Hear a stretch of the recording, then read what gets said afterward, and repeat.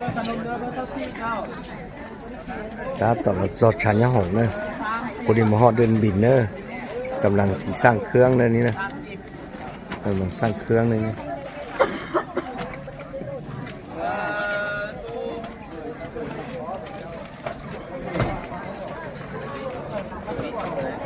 กำลังสร้างเครื่องเนาะเป็นบิน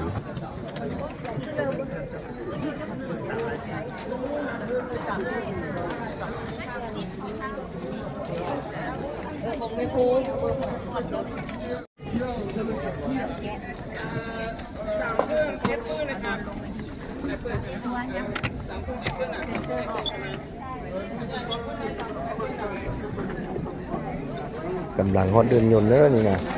กำลังเช็คเครื่องสร้างเครื่องเลยนี่นะกำลังฮอดเดินยนต์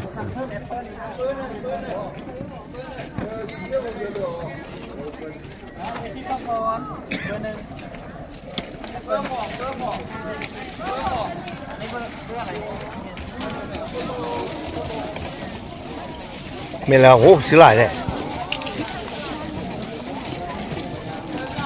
เงินสลิปกันต่อแถวสร้างเครื่องนะสร้างเครื่องกับคืนเปลี่ยนยันต่อแถวเหนื่อยแล้ววันนี้นะ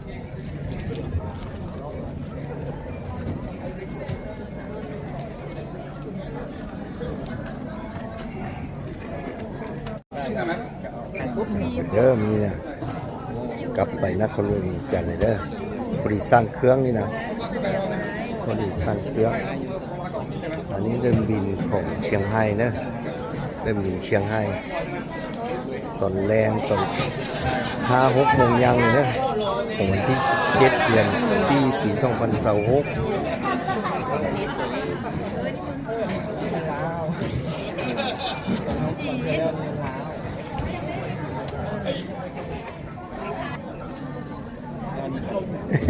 ยกจีนหมดแล้วจีนจะบอกยนต์ใหญ่แบบนี้ที่สุดของจีนกำลังสร้างเครื่องเด้อนี่นะกำลังสร้างเครื่องนะเตรียมตัวออกไปอาจารย์ลำโพอาจารย์นี่นะไม่โพได้เนี่ยอาจารย์เที่ยวหน้านี่เป็นนิสัยเที่ยวหน้าไปญี่ปุ่นเกาหลีสิเด้แผ่นเต็มตลอดนะนี่นะ ไปตลอดนี่นะเดินบินเชียงไฮ้เทศจีนเนอร์นี่นะผมสั่งเครื่องเนาะแจงปีสั่งเครื่องเรียบร้อยรอทาขึ้นยนต์นะรอทาเด้อนี่นะ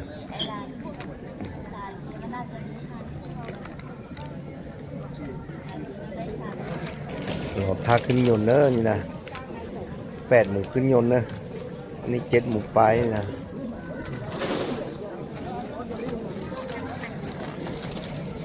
8 โมงขึ้นยนต์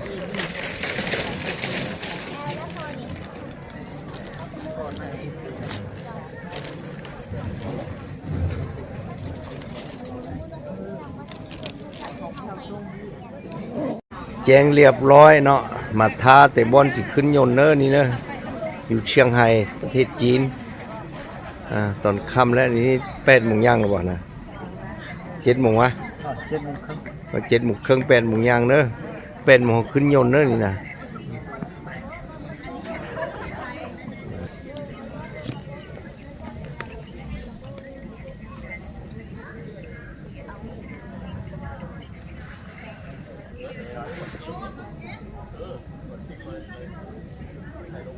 ตึกอันนี้โมได้มีไอเย็นพวกนี้นะ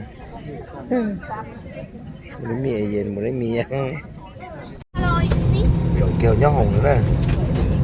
นะฮอตเขาหย่นแล้วเนาะเขาหย่นแล้ว8 โมง 16 นาทีเนี่ยเขาหย่นแล้วขึ้นหย่นแล้วกลับขึ้นนครหลวงเวียงจันทร์เลยเด้อกลับขึ้นนครหลวงเวียงจันทร์ตอนค่ำของวันที่17 เดือน 4 2026นะขึ้นยนต์แล้ว